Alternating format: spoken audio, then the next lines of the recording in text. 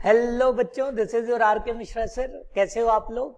तो जैसा मैंने आपको कहा था, प्रॉमिस किया था, यस, चैप्टर वाइज 2019 के जो क्वेश्चंस हुए हैं, मेनली जो जी मेंस और नीट, दोनों को हम कवर करेंगे चैप्टर वाइज।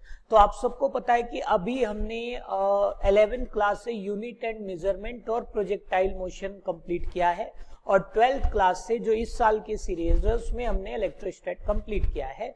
तो यहाँ पर हम डिस्कस करने जा रहे हैं यूनिट एंड मेजरमेंट के 15 क्वेश्चन। जो 15 क्वेश्चन है उसका डिस्ट्रीब्यूशन कुछ ऐसे है कि 8 क्वेश्चन तो हम ले रहे हैं जी मीन्स के 19 और 20 के, जो कि मेमोरी बेस्ड है, और जो हमारे 7 क्वेश्चन रिमेनिंग है वो हम ले रहे हैं नीट के पेपर से 19-20 के बीच से। ठीक है, तो चलिए स्टार्ट करते हैं। होप ये जो हमारा सीरीज है जिसमें हम चैप्टर वाइज आपको इम्पोर्टेंट, यानी इम्पोर्टेंट नहीं, आप ऐसे कह सकते हो, चैप्टर वाइज 19 और 20 के क्वेश्चंस का सोल्यूशन और एक्सप्लेनेशन के साथ हम कंप्लीट करेंगे। ठीक है, तो चलिए आज का लेक्चर स्टार्ट करते हैं।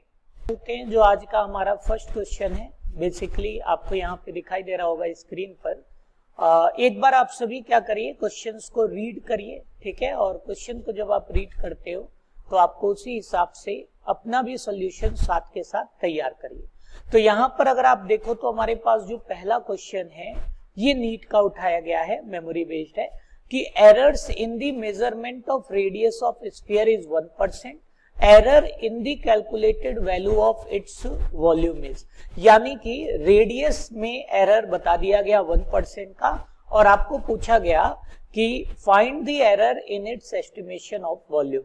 अब आप सबको पता है कि जो वॉल्यूम है, ठीक है, स्फीयर का, वो क्या होता है 4/3 पाई आर क्यूब।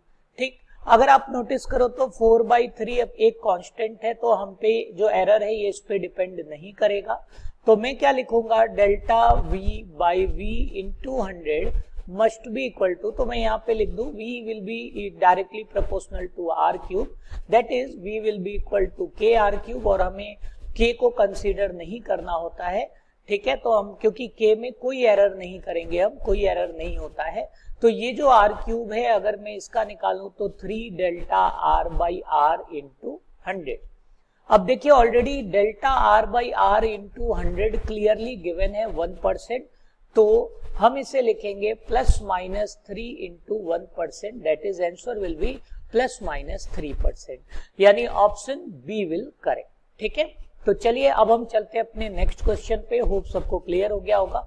नेक्स्ट क्वेश्चन देखिए, हमारा जो क्वेश्चन था ये आपका आईआईटी मेंस का 2019 का है। ठीक है, यानी मॉर्निंग सेशन का क्वेश्चन है ये।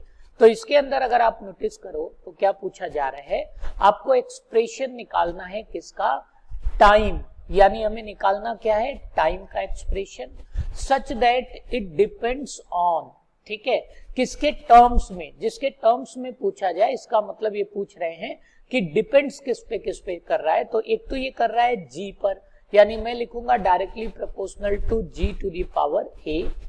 दूसरा ये किस पे डिपेंड कर रहा है, टाइम पीरियड, प्लैंक कांस्टेंट पे, यानी Planck constant to the power B. और तीसरा किस पे डिपेंड कर रहा है, स्पीड ऑफ लाइट से, तो आपको लिखना है C to the power velocity, आप c है तो c to the power c। ये कंफ्यूज मत होना, यहाँ पर जो c है ये वेलोसिटी को रिप्रेजेंट करता है। तो देखो ऐसे जब भी क्वेश्चन आए इस चैप्टर से तो ऑलवेज रिमेंबर क्वेश्चन से ही आप पूछो कि आपको क्या चाहिए। तो इन्होंने देखिए क्वेश्चन में ही बोला था मेंस के पेपर में कि आपको टाइम का एक्सप्रेशन चाहिए, तो हमने टाइम एलएचएस में लिख दिया। फिर आपको क्वेश्चन से ही पूछना है कि डिपेंड किस पे करता है, तो वो जिस पे डिपेंडेंसी बताएगी आप लिखते चले जाना, और to the power A B C D whatever जहां तक वो डिपेंडेंसी बताए उस हिसाब से आपको करते जाना है। अब आपको क्या करना है बच्चों, अब आपको ये जो टाइम पीरियड है इसका डायमेंशन लिख लेना है। हम सबको पता है कि अगर हम टाइम पीरियड का डायमेंशन देखें तो क्या होगा, m0 l0 t1। ठीक है, और डायरेक्टली प्रोपोर्शनल हटाते हैं कांस्टेंट आता है, कांस्टेंट का कोई डायमेंशन होता नहीं है। ग्रेविटेशनल कांस्टेंट, तो ग्रेविटेशनल कांस्टेंट का डायमेंशन हमें पता है f-1 l3 t-2, to the power ए। अगर किसी बच्चे को ग्रेविटेशनल में प्रॉब्लम है तो देखिए एक तरीका होता है इसे याद करने का, एफ होता है जी m1 m2 by R square. तो आप देखिए जी को आप क्या लिख सकते हो, F R square by m1 m2। तो आप यहां से निकाल सकते हो, आपको पता है force means newton, R square means metre square by kg minus 2, और इसी का हमने डायमेंशन यहाँ पर रिप्रेजेंट कर दिया है। तो जी का डायमेंशन हो गया। दूसरा हमारे पास बोला गया प्लैंक कांस्टेंट। प्लैंक कांस्टेंट का डायमेंशन होता है m1 L2 t minus 1। Planck constant को आप कैसे निकाल सकते हैं, तो प्लैंक कांस्टेंट का अगर आपको फॉर्मूला निकालना है कि आप, तो आपको पता है एनर्जी h म्यू होता है। तो यहां से h is equal to E by mu, energy का डायमेंशन आपको पता है, फ्रीक्वेंसी 1 बाई टाइम पीरियड होता है यानी सेकेंड इनवर्स, उसका डायमेंशन आप सॉल्व कर सकते हो। तो यहाँ पर h टू दी पावर हमने ले लिया b, और लास्ट बचता हमारा वेलोसिटी। वेलोसिटी आपको मालूम है मीटर पर second, that is m1 L1 t minus 1 to the power यहाँ ले लेना है c। अब हमें क्या करना है, अब हमें इसे सिंपली सॉल्व कर लेना है। तो अगर आप नोटिस करो तो m0 L0 t1 हमारा LHS में आ जाएगा, और RHS में देखिए ये आप अंदर मल्टीप्लाई करोगे, ये आप अंदर मल्टीप्लाई करोगे, तो मैं डायरेक्ट लिख रहा हूं। तो what you get minus a plus b, और यहां पर 0 है तो c इंटू 0 0 हो जाएगा।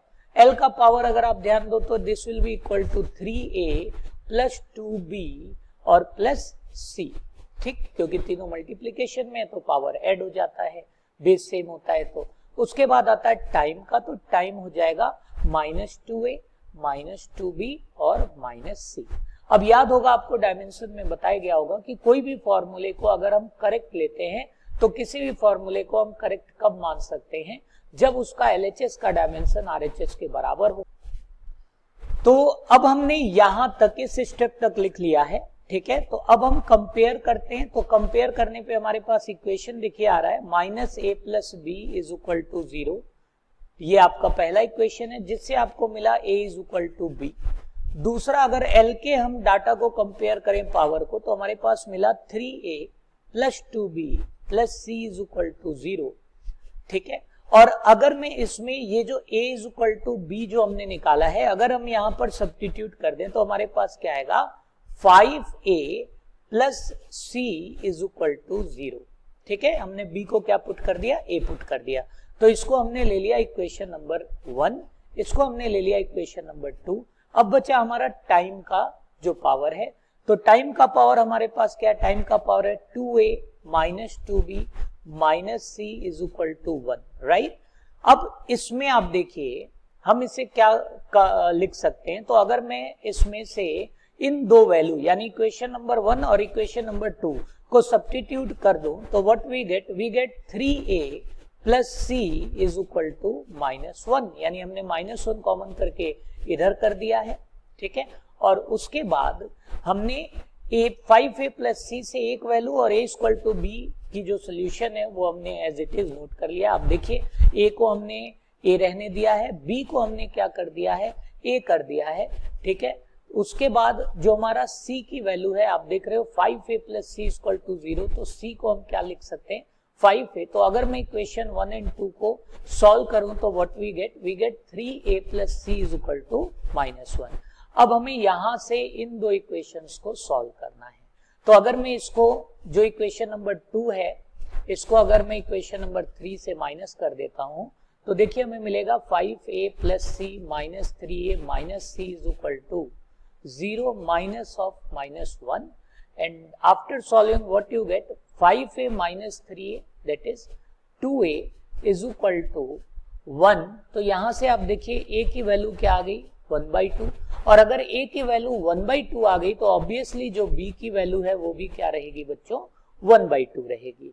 और जब मैं a और b की वैल्यू इसका थर्ड इक्वेशन में डालता हूं, ठीक है, तो हमारे पास c की वैल्यू क्या मिल जाएगी, c की वैल्यू मिल जाएगी 5/2। यानी हमारा जो फॉर्मूला है उसमें जो g का पावर होना चाहिए वो 1/2 होना चाहिए, h का पावर होना चाहिए 1/2, और जो हमारा c का पावर होना चाहिए वो -5/2 होना चाहिए। तो अब अगर हम ध्यान से देखें तो हमारा कौन सा मैच करता है, तो आप यहां देखिए g का पावर इन्होंने -1/2 कर रखा है जो कि सही नहीं है, ठीक है। यहां पर अगर आप देखो अगेन g का पावर -1/2 सही नहीं है। देखो हमें पूरा नहीं देखना होता है, सीधा एक वैल्यू से हिट एंड ट्रायल भी देख सकते हैं क्योंकि हमें समय भी बचाना है। थर्ड वैल्यू में अगर हम देखें तो g का पावर 1/2 बिल्कुल करेक्ट है, h का पावर भी 1/2 बिल्कुल करेक्ट है, c का power -5/2, yes the correct answer is 3। ठीक है, तो हम यहाँ पे करेक्ट कौन सा आंसर होगा, third answer will B correct. चलिए अब हम चलते हैं बच्चों अपने नेक्स्ट क्वेश्चन पे। अब यहां पर अगर आप नोटिस करो तो जो आपका नेक्स्ट क्वेश्चन है वहां वो क्लियरली क्या कह रहा है, force of interaction between two atom is given by, यानी कि फिर वही चीज हमारे पास जो फोर्स की बातें करनी है और फोर्स का डायमेंशन आपको पता होगा क्या होता है, m1 L1 T-2। तो हमने फोर्स का डायमेंशन साइड में लिख लिया। क्वेश्चन क्या है कि force of interaction between two atom is given by, यानी F इज इक्वल टू इन्होंने कहा है अल्फा बीटा एक्सपोनेंट्स यानी E, तो EXP minus x square by alpha के टी, और x क्या है, डिस्टेंस है, k क्या है, बोल्ट्जमैन कांस्टेंट है, t is temperature, alpha and beta again constant है, आपको बीटा का डायमेंशन बताना है। ठीक, अब आप सबको मालूम होगा कि कोई भी चीज जो एक्सपोनेंशियल होती है, एक्सपोनेंशियल जो चीजें होती हैं, किसी भी चीज को अगर आप e टू द पावर के टर्म्स में लिखते हो तो वो डायमेंशन लेस होती है। ठीक है, that will be consider as dimensionless. ठीक, अब अगर ये वैल्यू डायमेंशन लेस है तो मैं यहां से ध्यान दो, क्या मैं एक्स स्क्वायर बाई अल्फा के टी को सीधा लिख सकता हूं, इसका डायमेंशन m0 L0 T0 लिख सकता हूं। उसके बाद आप देखो, अब देखो कितना आसान हो जाएगा ये। यहाँ पे हमें LHS से कोई लेना देना नहीं, LHS की जरूरत नहीं पड़ेगी क्योंकि एक्सपोनेंट आ गया और एक्सपोनेंट डायमेंशन लेस है, तो हम सीधे यहीं से सॉल्व कर सकते हैं।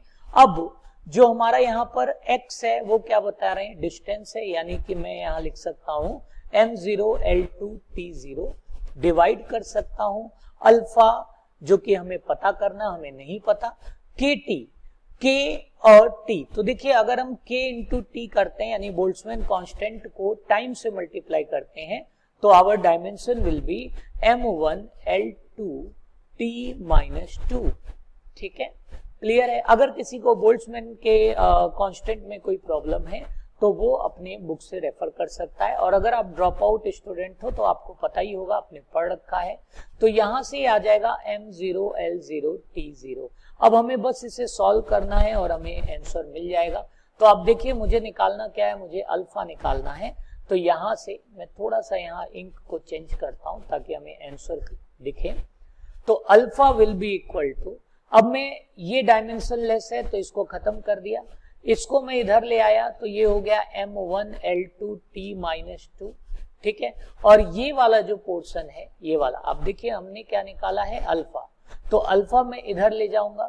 ठीक है, तो जो हमारे पास फर्दर, तो एक काम करते हैं, बहुत ज्यादा यहाँ पे कंफ्यूजन ना क्रिएट करते हुए सीधा फॉर्मूला लिख देते हैं अल्फा का। ठीक है, सीधा यहाँ पे हम क्या करते हैं, अल्फा की वैल्यू देखिए, यहां से जरा देखो, ये अगर मैं यहां से अल्फा की वैल्यू लिखता हूं, ध्यान दो मैं एक थोड़ा इजी करके बता रहा हूं, अल्फा की अगर वैल्यू लिखता हूं तो ये तो डायमेंशन लेस है, तो मान लो इसे 1 मान लिया मैं। ठीक, तो अल्फा हो जाएगा एक्स स्क्वायर बाई के टी, कोई दिक्कत ही नहीं है, सीधा हम कर रहे हैं एक्स स्क्वायर बाई के टी, और एक्स स्क्वायर क्या हो जाएगा m0 L2 T0, और के टी का डायमेंशन अभी हमने लिखा था m1 L2 T-2। तो यहां से अगर मैं इसको सॉल्व करता हूं तो आप देखिए अल्फा का जो डायमेंशन होगा वो क्या होगा, m-1, L2 सीधा कैंसिल, और L0 और t ऊपर जाएगा तो +2 हो जाएगा, यानी अल्फा का डायमेंशन m-1 L0 T+2। ठीक, बट हमें निकालना क्या था, हमें तो इन्होंने अल्फा पूछा नहीं, इन्होंने क्या बोला है, अल्फा बीटा कांस्टेंट है लेकिन डायमेंशन ऑफ बीटा पूछा है। तो कोई बात नहीं, हमने अल्फा निकाल लिया। अब देखो कितना आसान हो गया, अगर मैं अपना फॉर्मूला देखूं तो f is equal to alpha into beta, और एक्सपोनेंशियल का तो कोई डायमेंशन ही नहीं होता है तो हम उसे नहीं ले रहे हैं। अब हम यहाँ से बीटा का डायमेंशन निकाल सकते हैं, फोर्स बाई अल्फा। फोर्स का डायमेंशन कितना, m1 L1 T-2, और अल्फा अभी अभी हमने निकाला m-1 L0 t प्लस 2 निकाला। तो इसको जब हम सॉल्व करेंगे तो व्हाट वी गेट, ये ऊपर जाएगा तो प्लस हो जाएगा, यानी m2 L1 t माइनस 4। तो कौन सा ऑप्शन करेक्ट है? तो यस, दी ऑप्शन नंबर 1 तो करेक्ट नहीं है क्योंकि m0 है। ऑप्शन नंबर 2 हमारा करेक्ट है, that is m2 L1 t minus 1। तो देखो थोड़ा सा टाइम इसलिए लग रहा है क्योंकि हम यहाँ पर बहुत बेसिक से चीजों को एक्सप्लेन करें, बहुत बेसिक से। आप नोटिस कर रहे होंगे हर एक स्टेप कैसे इजी किया जाता है ये भी हम डिस्कस कर रहे हैं, इसीलिए थोड़ा सा वीडियो में टाइम लग रहा है, बट आपको स्टेप्स देखने हैं और आपको यहाँ से देखने हैं कि एक्चुअल में जो हमारा आईआईटी का ये जितने हमारे स्टार्टिंग के क्वेश्चन है, ये मेंस के क्वेश्चन है 2019-20 के मेमोरी बेस्ड, तो जितने आईआईटी के क्वेश्चन है आप देखिए वो आपसे एक्सपेक्ट क्या कर रहे हैं, कैसे सॉल्यूशन वो चाहिए उनको। तो चलो बच्चों अब हम चलते हैं अपने फोर्थ क्वेश्चन पे, ठीक है। तो एक बार नोट करते हैं।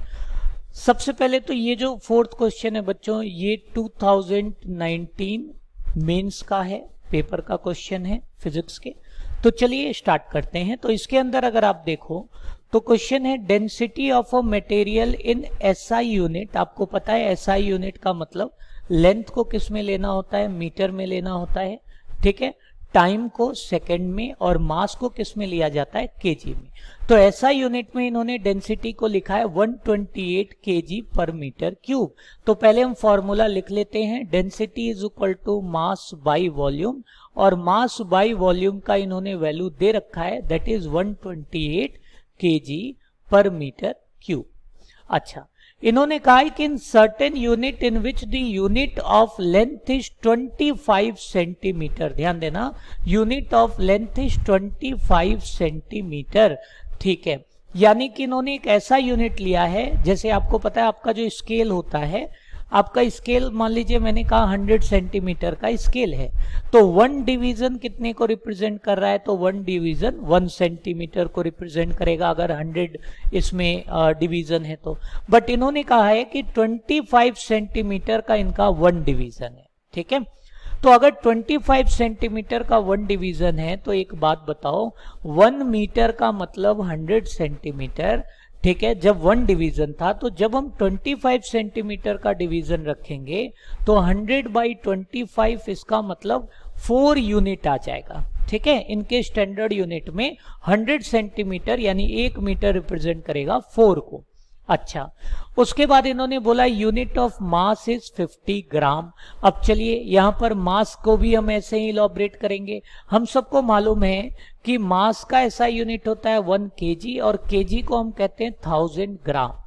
1000 ग्राम कब बोलेंगे, जब हमारा एक डिवीजन 1 ग्राम को रिप्रेजेंट करेगा। बट इनके अकॉर्डिंग एक ऐसा यूनिट बनाओ जिसमें 50 ग्राम एक डिवीजन को रिप्रेजेंट कर रहा है। अब ध्यान देना 1000 बाई अगर मैं 50 करता हूं तो दिस विल बी 20, ठीक है। यानी 1 केजी 1000 ग्राम, और इनके अकॉर्डिंग जो क्वेश्चन के अकॉर्डिंग जो हमारा यूनिट में आएगा नंबर वो होगा 20। तो देखिए इन्होंने पूछा न्यूमेरिकल वैल्यू बताना है डेंसिटी को। अब इस वाले फॉर्मेट में, इस वाले यूनिट में तो कोई दिक्कत नहीं है।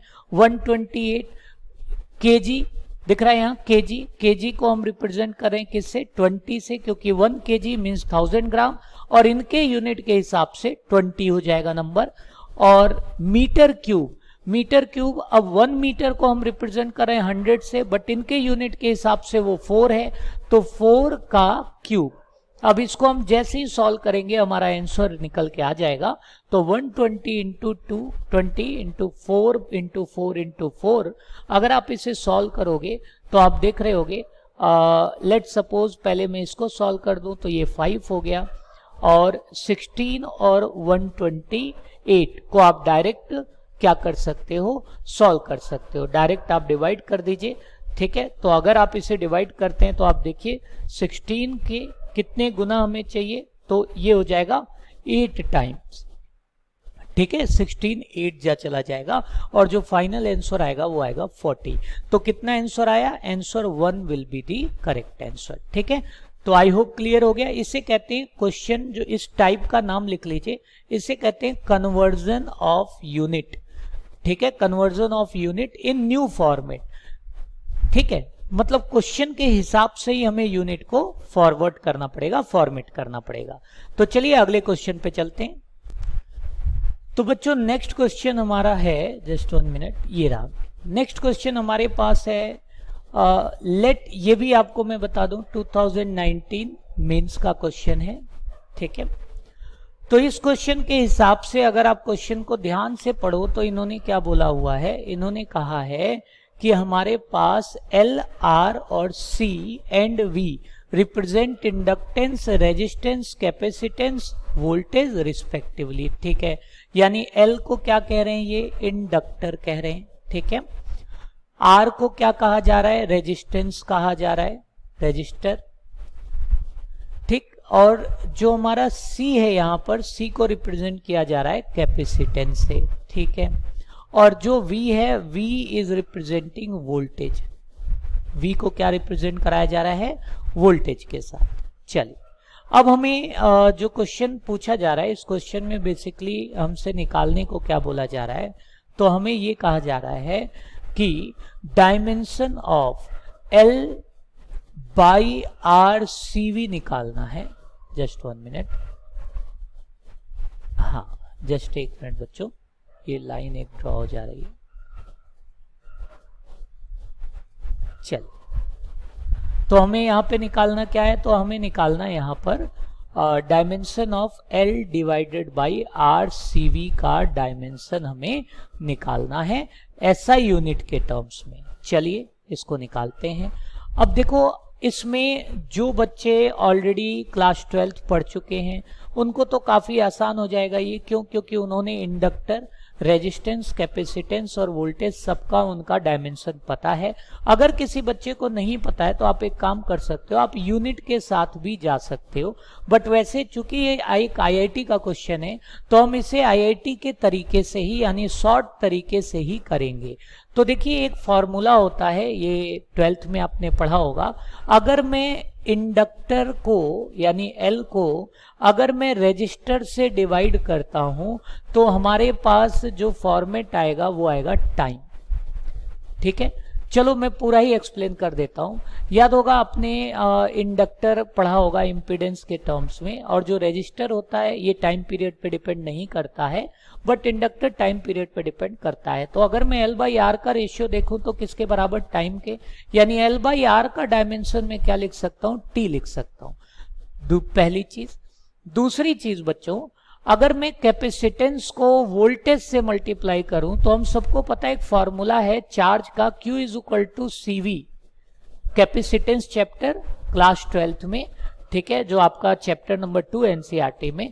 तो वहां से हमें मिल जाएगा CV अगर कहीं मल्टीप्लाई हो रहा है दैट इज चार्ज, और चार्ज का जो डायमेंशन होता है वो A1 T1 होता है। अब देखो बहुत आराम से हम इसे सॉल्व कर सकते हैं। L बाई R को मैं एक साथ लिख दूं और 1 बाई CV को मैं एक साथ लिख दूं तो हमारा डायमेंशन यहां पर निकल के आ जाएगा। आप देख रहे हो कितना इजी हो गया।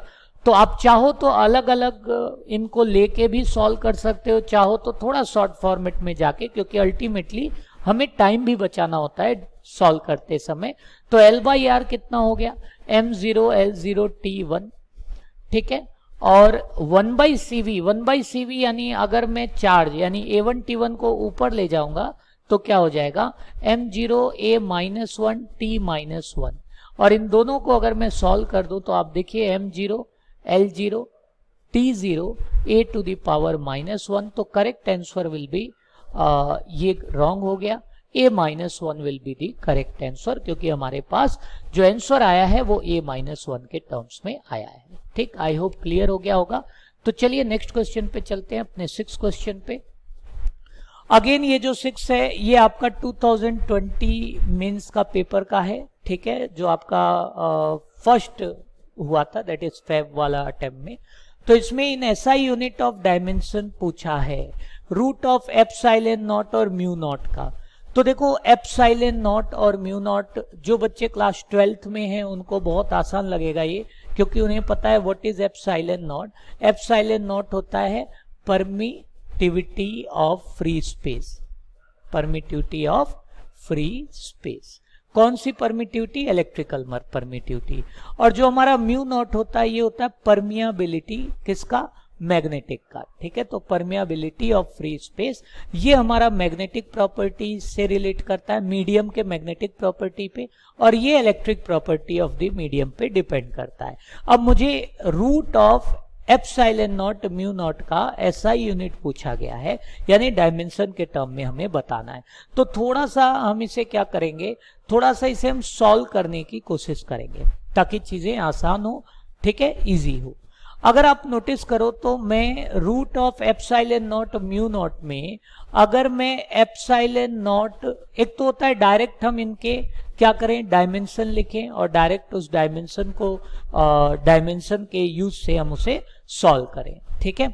दूसरा जो तरीका है बच्चों, दूसरा तरीका मैं आपको बता दूं, तो देखो ये आपके ऊपर है, आप कोई भी फॉर्मेट यूज कर सकते हो, बहुत क्लियर रखना, कोई भी फॉर्मेट आप यूज कर सकते हो। अगर आपको डायरेक्ट एप्सिलॉन नॉट और यानी परमिटिविटी का डायमेंशन और परमियाबिलिटी का डायमेंशन पता है तो आप डायरेक्ट इसे डिवाइड करो, आपको आंसर मिल जाएगा बहुत आसानी से। बट हम यहाँ थोड़ा सा इसको शॉर्टकट तरीके से समझने की कोशिश करेंगे कि इसे और इजीली कैसे किया जाए। तो देखिए, अगर मैं epsilon not by mu not में अगर मैं यहाँ पर भी एप्सिलॉन नॉट से मल्टीप्लाई और एप्सिलॉन नॉट से डिवाइड कर दूं तो ये जो हमारा फॉर्मूला ओवरऑल बनेगा वो बनेगा एप्सिलॉन नॉट चलाएगा बाहर और अंदर आ जाएगा एप्सिलॉन नॉट म्यू नॉट और एप्सिलॉन नॉट। अब याद होगा आपको एक फॉर्मूला पढ़ाया गया होगा कि जो हमारा स्पीड ऑफ लाइट है उसकी वैल्यू यानी ईएम वेव की स्पीड जो हम कहते हैं वह that is equal to speed of light and that is equal to 1 by mu not epsilon not. तो आप देख रहे हो इसे हम क्या लिख सकते हैं, डायरेक्ट एप्सिलॉन नॉट बाई सी लिख सकते हैं। देख रहे हो कितना आसान हो गया, एप्सिलॉन नॉट बाई सी कर सकते हैं। अब एप्सिलॉन नॉट का डायमेंशन सी क्या है, वेलोसिटी है, काफी इजी हो गया, क्लियर है। तो अब हमारा रूट का भी इसमें कैलकुलेशन में जो हमारा रूट टाइम लेता वो सब हमारा बच गया। तो अब एप्सिलॉन नॉट यानी परमिटिविटी का जो हमारा डायमेंशन होता है वो क्या होता है, तो एप्सिलॉन नॉट परमिटिविटी का जो डायमेंशन होता है वो होता है m। तो एक काम करता हूं मैं पहले इसे अलग अलग लिख देता हूं, क्योंकि इसमें बहुत सारे ऐसे बच्चे भी होंगे जो अभी क्लास 11th के देख रहे होंगे, तो इसीलिए मैं आपको एप्सिलॉन नॉट की परमिटिविटी कैसे निकालते हैं ये भी साइड में बता दे रहा हूं, ठीक है। देखिए, आपको पढ़े होंगे आपने कि जो इलेक्ट्रोस्टैटिक फोर्स होता है वो होता है 1/4 pi epsilon not Q1 Q2 by R square. तो आप एप्सिलॉन नॉट का डायमेंशन यहां से निकाल सकते हो, Q1 Q2 यानी चार्ज का square divided by 4 pi dimension less है, फोर्स इनटू में आर स्क्वायर, ठीक है। तो आप यहां से एप्सिलॉन नॉट का डायमेंशन सीधा निकाल सकते हो। अदरवाइज ज्यादा बेटर होता है आपको डायमेंशन याद होना चाहिए, याद रखना, you must learn the dimension. तो चलिए, चूंकि हमें यहाँ पर एप्सिलॉन नॉट का डायमेंशन याद है तो हम सीधा लिखेंगे इसकी जो वैल्यू है वो लिखेंगे m-1 L-3 T⁴ इंटू में A2। ये हमारा डायमेंशन हो जाता है एप्सिलॉन नॉट का। अब चूंकि हमें इसका डायमेंशन पूछा गया था तो हमने इसे रिड्यूस कर दिया इस फॉर्मेट में, तो ये हो गया हमारा, देखिए m-1 L-3 T⁴ A⁴ divided by, हम किससे डिवाइड करेंगे, तो हम इसे डिवाइड करेंगे c यानी स्पीड ऑफ लाइट यानी m0 L1 t-1 से। और आप देखो अगर मैं इसको सॉल्व कर लेता हूं तो काफी इजी हो गया ये। अगर आप इसे सॉल्व करते हो तो what will be your answer, answer will B m-1, ये L1 ऊपर जाएगा तो L-2 T4 और ये t-1 है ना मीटर पर सेकेंड, ये ऊपर जाएगा तो हमारे पास T⁴ फॉर्मेट में अगर आप देखो तो इस पूरे वैल्यू को, क्योंकि 1/c के टर्म्स में है ये, सॉरी एक यहाँ पर हमने मिस्टेक की है, सॉरी एक मिस्टेक हो गई है, वो मिस्टेक ये है। अब देखो मैं क्या करता हूँ, एडिट नहीं करता हूँ चीज़ों को, क्योंकि मैं डायरेक्ट सॉल्व करता हूँ यहाँ पे। ऐसा नहीं है कि हमने कोई सोल्यूशन लिया और उसको देख के सॉल्व कर रहे हैं, तो यहाँ पर हम अपने ओरिजिनल मेथड से सॉल्व करते हैं, तो यहाँ पर कोई भी इन चीज़ों को माइंड नहीं करेगा। देखो अगर आप ध्यान दो तो c की वैल्यू 1/रूट म्यू नॉट एप्सिलॉन नॉट है, क्लियर है। तो यहां पर जो c की वैल्यू है वो डिवीजन में नहीं आएगी, किस में आएगी, मल्टीप्लीकेशन में आएगी, ठीक है। बस ये हमारा एक करेक्शन है जो कि हमें जब हम इसे सॉल्व करते हैं तो हमें ये पता चलता है। तो देखिए c किसके बराबर है, 1/√μ0/ε0। तो 1/√μ0/ε0 को c लिखेंगे। अब आप देखो m0 L1 t-1 और ε0 का डायमेंशन ये रहा, मैंने यहां पुट कर दिया, तो टाइम बचा रहा हूं मैं। सीधा हम इसे सॉल्व करते हैं, तो सीधा सॉल्व करेंगे मल्टीप्लीकेशन से, तो क्या आएगा m-1 -3 और +1 गिव यू L-2, ठीक है।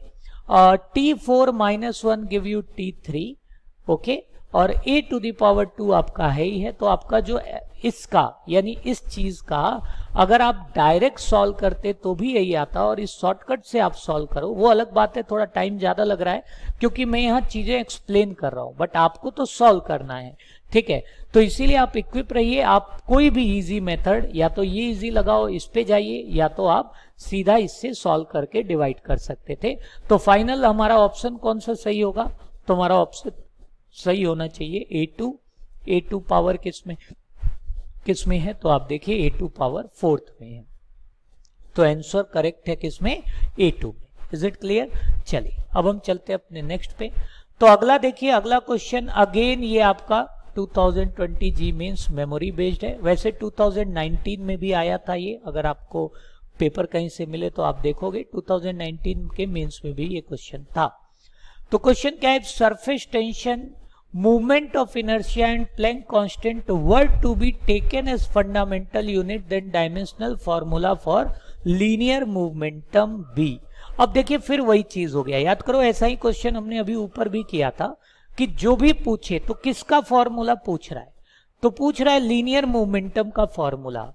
यानी लीनियर मोमेंटम का फॉर्मूला डिपेंड किस पे कर रहा है, सिस्टम जो जिसपे डिपेंड कर रहा, डिपेंडेंसी बता रहा है वो है सरफेस टेंशन, यानी surface tension to the power A ले लेंगे, movement of inertia to the power B ले लेंगे, और Planck constant to the power C ले लेंगे। उसके बाद सेम वही प्रोसेस है, हम इसका डायमेंशन लिखेंगे, तो पी होता है M V, linear momentum m into V, यानी m1 L1 t-1, ये हो गया हमारा लीनियर मोमेंटम का डायमेंशन।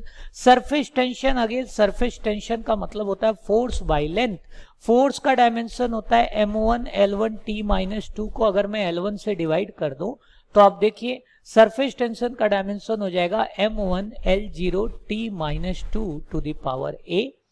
मूवमेंट ऑफ इनर्शिया का होता है mr², मोमेंट ऑफ इनर्शिया का फॉर्मूला कितना, mr², यानी kg मीटर स्क्वायर, तो इसका डायमेंशन हो जाएगा m1 L2, और टाइम नहीं होता मोमेंट ऑफ इनर्शिया में, तो t0 to the power b।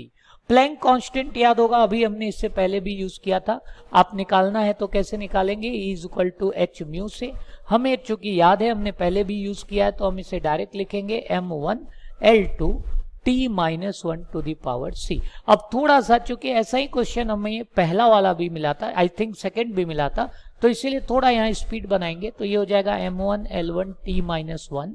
फिर वही चीज है, a अंदर, b अंदर, c अंदर, बाद में हमें क्या करना है, पावर्स को ऐड कर लेना है।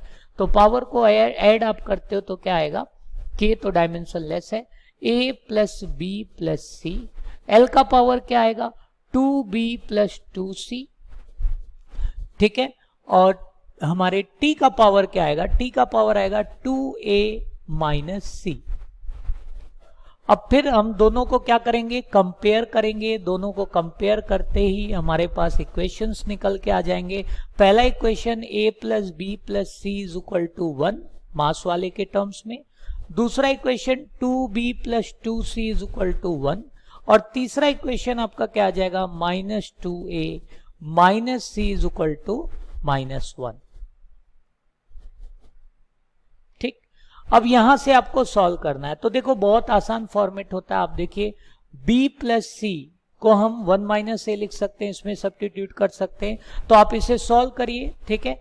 तो इसे हम अगर सॉल्व करते हैं तो व्हाट यू गेट, a की value you will get 1/2, b की value you will get 1/2, and जो c की वैल्यू निकल के आएगी वो आएगी यहाँ पे 0, क्योंकि जो हमारा मूवमेंट ऑफ इनर्शिया और प्लैंक कांस्टेंट पे डिपेंड करता ही, सॉरी, जो हमारा लीनियर मोमेंटम है प्लैंक कांस्टेंट पे डिपेंड नहीं कर रहा है, तो इसीलिए उसका पावर भी यहाँ पर 0 आ रहा है। तो आंसर क्या आ जाएगा, आंसर आ जाएगा p is equal to k h to the power 1/2, moment of inertia to the power 1/2 and h to the power 0।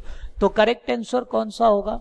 तो ये इनकरेक्ट है, ये भी इनकरेक्ट है, तो आंसर 3 इज करेक्ट। ठीक है, तो आप देखिए इसे कहते हैं derivation of formula using DA, derivation of formula using DA. Clear है? चलिए अब हम चलते हैं अगले क्वेश्चन पे बच्चों। अगला क्वेश्चन है, देखिए अगेन ये आप खुद से ट्राई कर सकते हैं, ये भी मेंस का है, मेमोरी बेस्ड 20 का। तो आप देखो हर साल क्वेश्चंस एक ही तरीके के एक चैप्टर से आते हैं, तो अगर आप 15 या 20 लेटेस्ट क्वेश्चंस भी चैप्टर वाइज सॉल्व करके जाते हो ना, तो भी आप बड़े आराम से मेंस में अच्छे स्कोर्स ला सकते हो। याद रखना, क्योंकि करीब 10 सालों से मैं जितने बच्चों को ट्रेन किया हूं, ज्यादातर बच्चे ऐसे भी बच्चे मेंस क्वालिफाई करके आते हैं जो कोई भी कोचिंग यूज नहीं करते हैं। आप चेक कर सकते हो, ठीक है, कोई कोचिंग मैटर नहीं होता कि कोचिंग ही ज्वाइन करना, मेन होता है आपको कोई गेम खेलना है तो उसके रूल्स को आप पता करो। और उस जैसे होता है ना, आपको पता होगा कि इस वाले पिच पे बॉल बाउंस होती है तो आपको बाउंसर का पता होना चाहिए कैसे हैंडल करते हैं, वैसे ही आपका टोटल कंपटीशन में करना होता है। तो ये हमारा लास्ट मेंस का क्वेश्चन है, फिर हम नीट वाले पे चलेंगे। तो देखिए यहां पर आपके पास क्वेश्चन क्या है, आपके पास क्वेश्चन है कि आपको स्पीड, एक्सेलरेशन और फोर्स को क्या करना है, फंडामेंटल यूनिट मानिए और डायमेंशन निकालिए यंग मॉडुलस का। किस चीज का? यंग मॉडुलस का आपको डायमेंशन निकालना है। चलो तो स्टार्ट करते हैं। अगर हम बात करें यहां पर यंग मॉडुलस की, तो अगर आप लोगों को पता हो तो जो यंग मॉडुलस है, बहुत सारे बच्चे जानते भी होंगे यंग मॉडुलस को। यंग मॉडुलस आपका stress is directly proportional to strain, implies that stress is equal to Young modulus into strain, उस वाले पार्ट से निकला हुआ है। ठीक है, तो मैं इसलिए बता दे रहा हूं पहले ही, ताकि कुछ बच्चों को टैली करने में आसानी हो कि यंग मॉडुलस कहां पे है, क्योंकि जो ड्रॉप आउट बच्चे या 12th के बच्चे उन्हें पता है, बट 11th के बच्चों को ये पढ़ाया जाएगा सॉलिड मैकेनिक में। तो चलिए फिर वही काम करें। यंग मॉडुलस इन्होंने पूछा है, किस पे डिपेंड कर रहा है? वेलोसिटी पे, एक्सेलरेशन पे और फोर्स पर। तो देखो ये कंपैरेटिवली आसान डायमेंशन है, आप इसे इजीली सॉल्व कर सकते हो। तो यंग मॉडुलस अभी मैंने बताया होता है stress by strain, strain dimension less होता है और स्ट्रेस होता है फोर्स बाय एरिया। तो यंग मॉडुलस का जो डायमेंशन हो जाता है वो m1 L-1 T-2, ठीक है, is equal to k। Velocity का dimension m0 L1 T-1 to the power a, acceleration m0 L1 T-2 to the power b, और force m1 L1 T-2 to the power c। यहां पर हमने क्या लगा दिया? c लगा दिया। ठीक है, चल तो अब इसे सॉल्व करना है। तो फिर वही चीज m1 L-1 T-2, ये तो हो गया हमारा LHS में। RHS में हमारे पास सीधा हम क्या कर रहे हैं, A अंदर, B अंदर, C अंदर, बाद में प्रोडक्ट है तो बेस सेम। अगर किसी को डायमेंशनल एनालिसिस में प्रॉब्लम है तो वो वीडियोस पे जा सकता है, 11th के प्लेलिस्ट में जाओ, वहां पे वीडियोस हैं डायमेंशनल एनालिसिस के ऊपर। तो इसमें हम क्या लिखेंगे, तो अगर हम इसे सॉल्व करें तो व्हाट विल बी, जस्ट एक मिनट, पेज चेंज हो गया। तो हाँ, तो इसे हम फर्दर सॉल्व करेंगे तो ये आ जाएगा m0 आ जाएगा।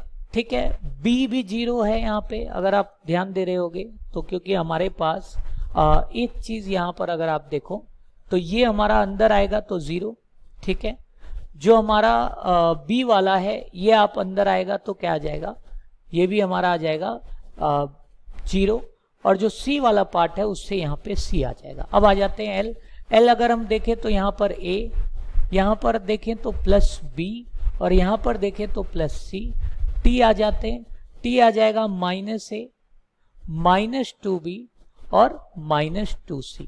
ठीक है, ये हमारा इक्वेशंस बन गया। तो यहां से अगर आप ध्यान दो तो आपका सीधा सीधा आ रहा है, जो आपका C है that is equal to 1, A plus B plus C किसके बराबर है, -1 के, और -A -2B -2C किसके बराबर है, -2 के। अब इन इक्वेशंस को हमें सॉल्व करना है, जैसे ही सॉल्व कर लेंगे हमें आंसर मिल जाएगा। तो पहले हम क्या करते हैं, हिट एंड ट्रायल लगाते हैं। देखिए हिट एंड ट्रायल, अब या तो मैं पूरा क्वेश्चन सॉल्व करूं या तो मैं हिट एंड ट्रायल लगाऊं। मुझे एक बात पता चल गई, सी यानी फोर्स का पावर 1 होना चाहिए फॉर्मूला में। तो अगर आप चेक करो, पहले में पावर फोर्स का 2 है, गलत।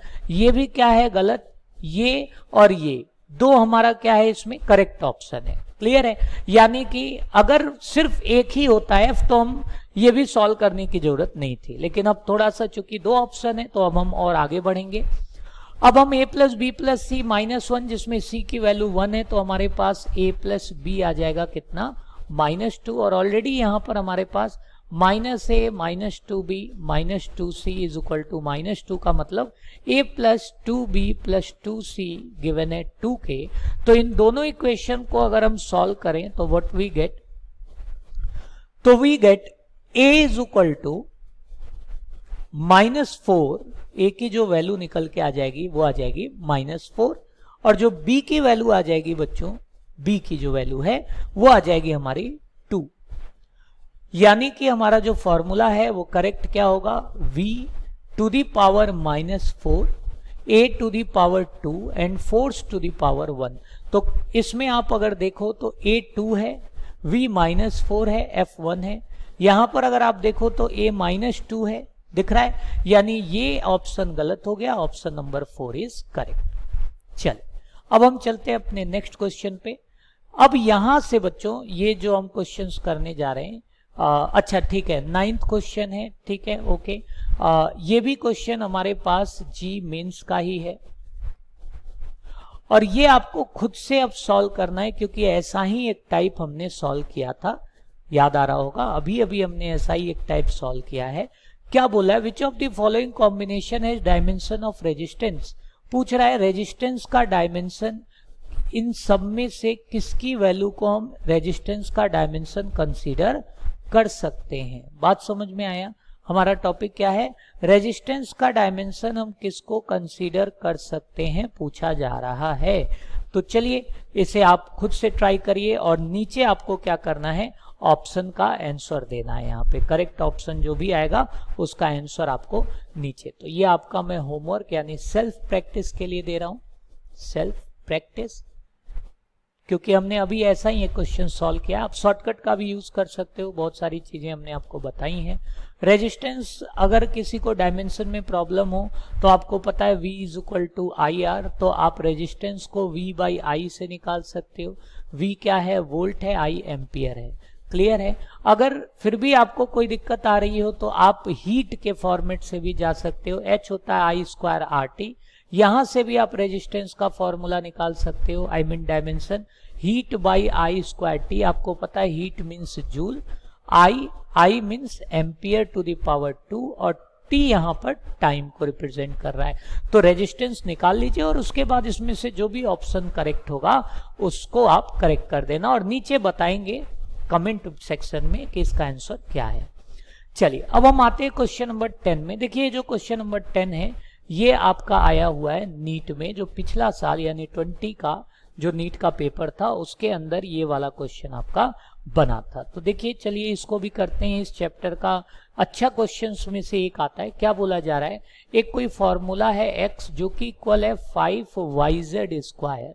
x और z, यहां पर x क्या है, कैपेसिटेंस है। अच्छा ठीक है, अब देखो कैपेसिटेंस का डायमेंशन अगर आपको याद नहीं है तो आपको वही formula Q is equal to CV, तो C से आप Q बाई V यहां से कैपेसिटेंस निकाल सकते हैं। दूसरा इन्होंने Y को क्या बोला है, Y को इन्होंने मैग्नेटिक फील्ड बोला है। ठीक है, अब मैग्नेटिक फील्ड का मान लो आपको फॉर्मूला या डायमेंशन याद करना है तो आप F is equal to BIL से बहुत इजीली निकाल सकते हो। देखो मैग्नेटिक फील्ड क्या हो जाएगा, force by ampere into metre. ठीक है, तो ये कुछ मेथड बता रहा हूं जिससे अगर कोई चीज मान लो बाई चांस आपको भूल भी गई हो डायमेंशन, तो भी आप एट अ टाइम उस समय निकाल सको, घबराओ मत।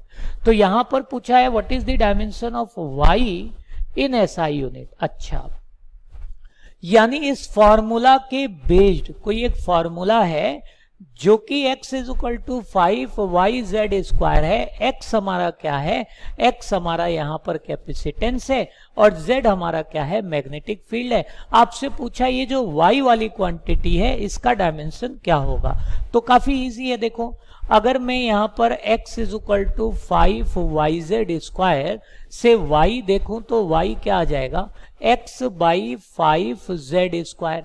अब चूंकि मुझे डायमेंशन निकालना है तो मुझे इस 5 का कोई लेना देना है ही नहीं, तो y is equal to x by z square.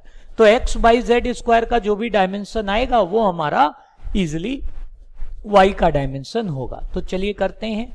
x क्या बताया था हमारा, तो x इन्होंने बताया था कैपेसिटेंस। कैपेसिटेंस का जो डायमेंशन होता है हमारे पास बच्चों क्लियर है, हमेशा याद रखना कि कैपेसिटेंस मैंने आपको यहाँ फॉर्मूला बता दिया, Q बाई V कर सकते हैं, ठीक है।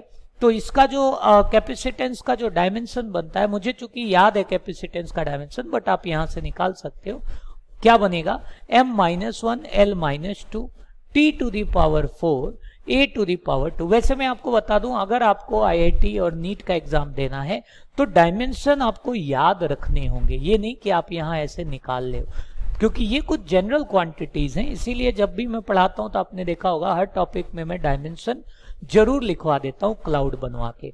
तो ये मेरा y आ गया, ठीक है, डिवाइडेड बाई, सॉरी x का डायमेंशन आ गया डिवाइडेड बाई z। z हमारा है मैग्नेटिक फील्ड, और मैग्नेटिक फील्ड का डायमेंशन अभी बताया फोर्स बाई एम्पियर मीटर। तो मैग्नेटिक फील्ड का डायमेंशन हो जाएगा m1t-2a-1। अच्छा, इसका स्क्वायर है। अब देखो इसको ऊपर ले जाना है और सॉल्व कर देना है, तो m-1 L-2 t to the power 4 a2, और ये ऊपर जाएगा तो आप देख रहे होगे ये -2 हो जाएगा, तो ये -2 t to the power minus of minus plus 4 और a to the power minus of minus plus 2। Is it clear? इसको आप फर्दर सॉल्व कर दो, आपका आंसर आ जाएगा। तो कितना आ गया, m-3 L-2 t to the power क्या हो जाएगा, 4 + 4 that is 8 and 2 + 2 that is 2। तो कौन सा ऑप्शन सही है, तो इसमें option number 1 is correct, that is m-3 L-2 t to the power 8 a square. ठीक है, क्लियर है। चलिए अब हम चलते हैं क्वेश्चन नंबर 11 पे। तो देखिए क्वेश्चन नंबर 11 अगर हम देखें तो क्वेश्चन नंबर 11 क्या कह रहा है, ये भी नीट का क्वेश्चन है, अब करंट ईयर का। तो रेडियस ऑफ स्फीयर इज 5.3 ±। अब देखो ये ट्रू वैल्यू, ये इसका error, percentage error in volume पूछा है। तो वॉल्यूम का परसेंटेज एरर याद होगा r³ होता है, यानी अगर मैं delta V by V into 100 निकालूं तो हो जाएगा 3 into delta R by R into 100, और यहां पर डेल्टा R गिवन है 0.1, R गिवन है 5.3 ट्रू वैल्यू, इंटू में सॉरी हाँ इंटू में अगर मैं यहाँ पे 100 कर देता हूं तो यही हमारा आंसर आएगा। तो अब हम चेक करें कौन सा आंसर करेक्ट होगा, तो ये हमारा इनकरेक्ट है, 3.1 बाई ये हमारा एब्सोल्युटली करेक्ट है, तो आंसर बी इज करेक्ट। तो देखिए नीट का क्वेश्चन है, तो नीट का जो क्वेश्चन है वो कंपैरेटिवली इजी बनता है। ठीक है, चलिए अगले पे चलते हैं 12th पे। 12th क्वेश्चन है, देखिए 12th क्वेश्चन में क्या बोला जा रहा है, इसमें बोला जा रहा है mean time of second pendulum is 2। देखिए सेकंड पेंडुलम क्या होता है, सेकंड पेंडुलम एक ऐसा पेंडुलम होता है जिसका जो टाइम पीरियड होता है ना बच्चों वो 2 सेकंड का होता है। ठीक है, जो टाइम पीरियड होता है वो कितना होता है, 2 सेकेंड्स का होता है। Is it clear?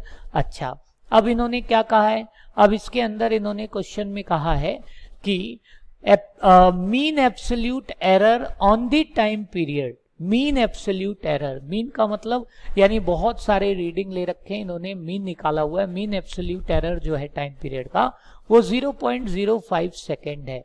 पूछ रहा है to express maximum estimate of error, time period को हम कैसे लिख सकते हैं। तो आपको पता है जो एरर्स होते हैं बच्चों, कभी भी याद रखना जो हमारे एरर्स होते हैं, पहली बात तो कभी सब्ट्रैक्ट नहीं होते हैं, दैट इज ऑलवेज एडेड। ठीक है, ये आपको पॉइंट नंबर 1 याद रखना है। तो चलो बच्चों इसको सॉल्व करते हैं। तो देखो इसमें मीन टाइम यानी क्या क्या दे रखा है। सबसे पहले अगर मैं मीन टाइम पीरियड की बात करूं तो 2.00 सेकेंड दे रखा है। ठीक है, उसके बाद इन्होंने absolute mean error time period का कितना दिया हुआ है, 0.05 सेकेंड। क्लियर हो रहा है? इसका मतलब जो मेरा टाइम पीरियड है अगर मैं इसे रिप्रेजेंट करूंगा तो कैसे करूंगा, obviously 2.00 plus minus 0.05 second, that's all. Clear हो रहा है। तो अगर मैं मैक्सिमम, कोई मुझसे पूछता है कि मैक्सिमम एस्टिमेट क्या होगा, तो आप देखिए कितना टेक्निकल क्वेश्चन बनाया है, बट बहुत आसान है। नीट का ये 20 का क्वेश्चन है, बहुत आसान क्वेश्चन था ये, लेकिन फिर भी बच्चों ने यहाँ पर बहुत सारी गलतियां करा था। देखो इन्होंने जब बोल दिया कि मीन, इन्होंने मीन टाइम पीरियड, आपको पता है ट्रू वैल्यू नहीं गिवन है तो मीन ही को हम क्या लेते हैं, true value. Absolute mean error को ही हम क्या बोलते हैं, एरर बोलते हैं, एब्सोल्यूट एरर भी बोलते हैं। मीन बस ये रिप्रेजेंट कर रहा है बहुत सारे वैल्यूज का। तो कोई भी एरर को हम कैसे दिखाते हैं, true value plus A plus minus delta A. तो यहाँ पर कौन सा ऑप्शन करेक्ट होगा, तो यहाँ पर ऑप्शन नंबर 2.0.03 यानी कि option C will be a correct answer. Clear है। तो काफी आसान था। अब हम चलते हैं अपने अगले क्वेश्चन पे। अगेन ये हमारा नीट का क्वेश्चन है, ठीक है। तो चलिए अगर मैं इस क्वेश्चन पे आ जाऊं तो इस क्वेश्चन के अकॉर्डिंग हमारा क्वेश्चन क्या कह रहा है, हमारे क्वेश्चन में क्लियर कट एक बात कही जा रही है कि potential energy of particle varies with X as, यानी इन्होंने बोल दिया यू जो है पोटेंशियल एनर्जी है और कुछ ऐसे वो चेंज हो रहा है a root x x square plus B. अच्छा, A and B are dimensionless constant और आपको dimensional formula for A B निकालना। देखो कितना आसान है, बहुत ध्यान से समझना, बिल्कुल सोचना नहीं है। एक बात बताओ, अगर मैं 1 kg को 1 सेकेंड से प्लस करने को बोलूं तो आप कर सकते हो क्या? नहीं। आपको पता होगा डायमेंशन का रूल है कि सेम क्वांटिटी को सेम क्वांटिटी से ही आप ऐड कर सकते हो। आप किसी दूसरे क्वांटिटी को दूसरे से ऐड नहीं कर सकते हो अगर वो डायमेंशनली अलग अलग क्वांटिटी है। इसका एक चीज पता चला, एक्स हमारा डिस्टेंस है तो डिस्टेंस के स्क्वायर में b जुड़ा, इसका मतलब b का भी यूनिट क्या होगा, b का भी डायमेंशन होगा m0l2t0। आई थिंक इसमें किसी को कोई प्रॉब्लम नहीं होनी चाहिए क्योंकि जो b है बच्चों, ये b हमारा ऐड हो रहा है और अगर कोई चीज ऐड होती है इसका क्लियर सा हमारा मतलब है कि ऐड होने का मतलब कि इसका डायमेंशन वही होना चाहिए जिस क्वांटिटी से ऐड हो रहा है। ठीक है, क्लियर है। अब हमें निकालना क्या है, अब हमें ए का डायमेंशन चाहिए। अच्छा चलिए, तो अब मुझे बी का डायमेंशन पता चल गया है। अब मैं पूरा फॉर्मूले पे जाऊंगा। अब u is equal to dimensionally अगर हम देखें तो एक्स स्क्वायर प्लस मीटर का स्क्वायर जोड़ोगे तो मीटर स्क्वायर ही होगा ना। तो मैं यहां लिख रहा हूं a X to the power 1/2 divided by X square, क्योंकि हम डायमेंशनली देखने जा रहे हैं तो डायमेंशनली में हमें b से कोई लेना देना है नहीं, ये दोनों को जोड़ेंगे तो डायमेंशन में कोई फर्क नहीं आएगा। अब मुझे यहां से a चाहिए तो a क्या हो जाएगा, तो a हो जाएगा पोटेंशियल एनर्जी इनटू में X square divided by X to the power 1/2। अब मैं अगर यहाँ डायमेंशन लिख दूं सबका तो उसके बाद मैं बड़े आराम से क्या कर सकता हूँ, सॉल्व कर सकता हूँ। तो potential energy, energy means work, work का डायमेंशन कितना m1l2t-2, एक्स स्क्वायर मतलब m0l2t0, ठीक है, डिवाइडेड बाई, अच्छा मैं इसको ऊपर ले जाता हूं, यहीं पर कर लेता हूं, x 1/2 तो m0l-1/2t0 हो जाएगा। तो यहां से a का अगर मैं डायमेंशन निकालूं तो डायरेक्ट हम सॉल्व करते हैं। a का डायमेंशन क्या हो जाएगा, यहाँ पे a का डायमेंशन हो जाएगा, अगर आप ध्यान दो तो m1, ठीक है, m1 और L2 + 2 - 1/2, तो इसको थोड़ा अलग करना पड़ेगा। 2 + 2 2 + 2 यानी 4 - 1/2 गिव यू 2, 8 - 1 यानी 7/2। तो L की वैल्यू कितनी आ गई, 7/2, ठीक। और हमारा T कितना आ गया, -2 + 0 + 0 गिव यू -2। ये हमारा A है, ये हमारा B है। पूछा किसका गया है, AB का।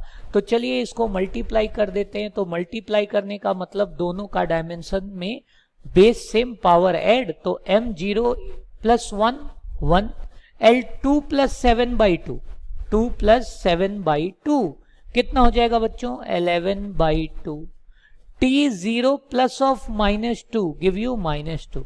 तो correct answer is M1 L11/2 T-2. कौन सा आंसर सही होगा?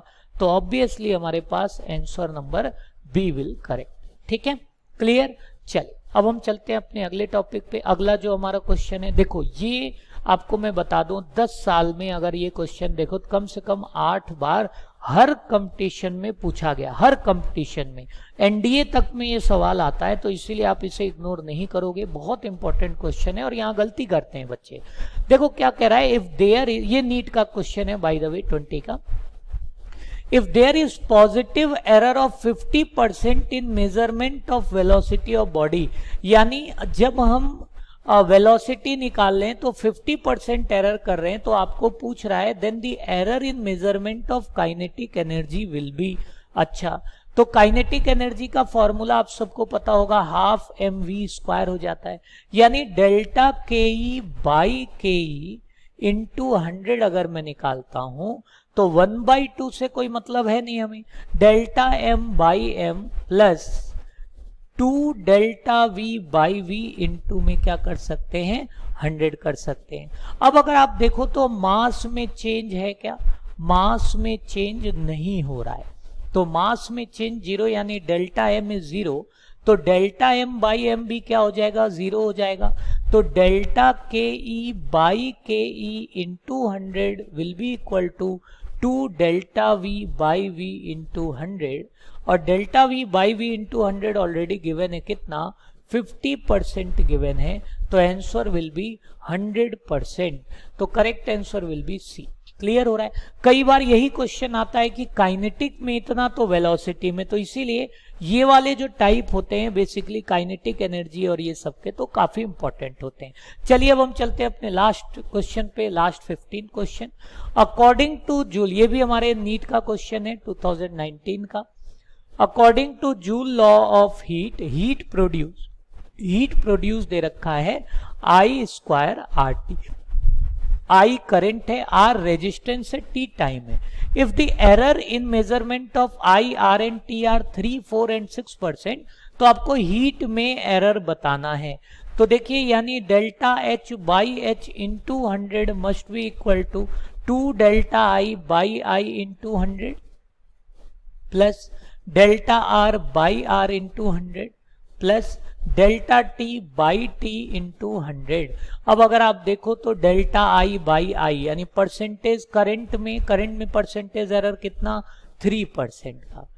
ठीक, रेजिस्टेंस में कितना दे रखा है, 4% का. और टाइम में कितना दे रखे हैं, 6% का. तो ये हो जाएगा 6% प्लस 4% प्लस 6%, यानी हीट में परसेंटेज एरर अगर हम देखें तो कितना आ जाएगा, इट गिव यू 16% एरर. कितना आ जाएगा, 16%. क्लियर है. तो आंसर इज प्लस माइनस 16%. तो आई होप सभी बच्चों को क्लियर हो गया होगा आज का सेशन. तो अब हमारा जो नेक्स्ट रहेगा वो रहेगा अपना motion in a straight line से लास्ट सारे, मतलब काइनामेटिक में, जिसमें ज्यादा जो क्वेश्चन आते हैं बच्चों मेंस में, एडवांस लेवल में, वो आते हैं काइनामेटिक से. एक तो वेक्टर से और दूसरा प्रोजेक्टाइल मोशन से. तो एक तो 11th के सीरीज में हम प्रोजेक्टाइल मोशन पे ले आएंगे 15th क्वेश्चन, ऐसे ही 8 क्वेश्चन आईआईटी का और 7 क्वेश्चन नीट का. और क्लास 12th वालों के लिए इलेक्ट्रोस्टैट का जो 15 सिलेक्टेड क्वेश्चन है वो आपका अपलोड हो जाएगा कल तक. तो thank you, God bless you all. और रिकमेंड करिए अपने दोस्तों को. ठीक है. और एक बार बस देखने की है, एक बार देख लिया आपने. देखो यहाँ कई टाइप किया है, तो और रिसेंट पेपर के जब आप क्वेश्चन लगाते हो तो चीजें हमारा इन प्रैक्टिस आ जाता है. तो चलिए, thank you, God bless you all, take care बच्चों.